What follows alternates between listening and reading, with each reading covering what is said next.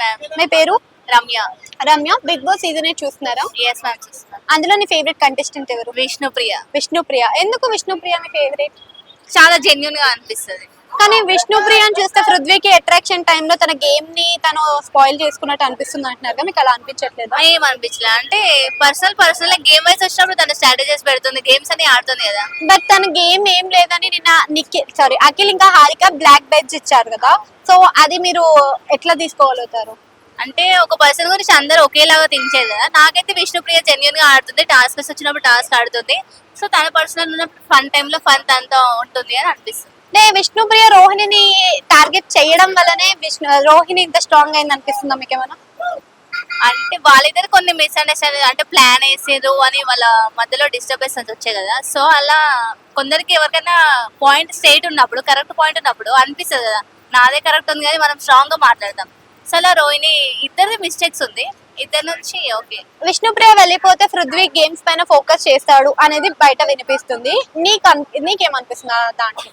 So అలా ఏం లేదు, గేమ్ అన్నప్పుడు గేమ్ పైన ఫోకస్ చేయొచ్చు. విష్ణుప్రియ వల్ల డైరెక్ట్ ఆయన చెప్పేశారు కదా నీకు నాకు ఏం లేదు అని. ఒకసారి నార్మల్ గా వాళ్ళిద్దరు మాట్లాడుకున్నారు.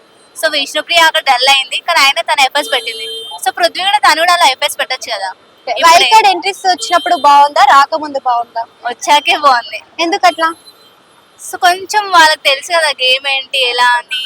సో వాళ్ళు వచ్చాక కొంచెం రాయల్స్ టీమ్ అని, ఓజీస్ టీమ్ అని కొంచెం. అసలు ఎక్స్పెక్ట్ చేశారా వైల్డ్ కార్డ్ ఎంట్రీస్ లో 8 మంది వస్తారని? లేదు. లేదు. ఇప్పుడు వైల్డ్ కార్డ్ ఎంట్రీస్ లో ఎవరు స్ట్రాంగ్ అనిపిస్తుంది మీకు? గౌతమ్. గౌతమ్. ఎందుకు గౌతమ్?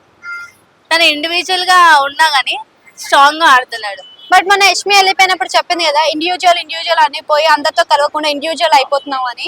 సో అలా ఇండివిజువల్ గా ఉండడం వల్ల మరి అందరితో మింగిల్ అవ్వాలి కదా, మీకు అట్లా అనిపించట్లే? సో మింగిల్ అవ్వడం ట్రై చేస్తున్నారు కొందరు. నెక్స్ట్ నార్మల్ ఉన్న కంటెస్టెంట్స్ కొంచెం సైడ్ పెడుతున్నారు అనిపిస్తుంది. కంపేరింగ్ టు ప్రీవియస్ సీజన్, ఈ సీజన్ లో గౌతమ్ ఎలా ఉన్నాడు? ఇప్పుడే చాలా స్ట్రాంగ్ గా ఉన్నాడు, స్ట్రాటజీస్ అంటే అశ్వత్థామ 3.0 కనిపిస్తున్నాడా మరి? Yeah. Okay. So last season లో మనకి టేస్టీ తేజ ఉన్నాడు, ఈ సీజన్ లో కూడా ఉన్నాడు. ఆయన చేంజ్ ఏమైనా కనిపించిందా, అలానే ఉన్నాడు? చాలా చేంజెస్ ఉన్నాయి. అప్పుడు ఓన్లీ అంటే అప్పుడు ఫన్నీగా రాలేదు, ఓన్లీ ఫుడ్ టేస్టీ తేజాలే వచ్చాడు. ఇప్పుడు ఎంటర్టైనర్ గా ఉన్నాడు చాలా. ఓకే.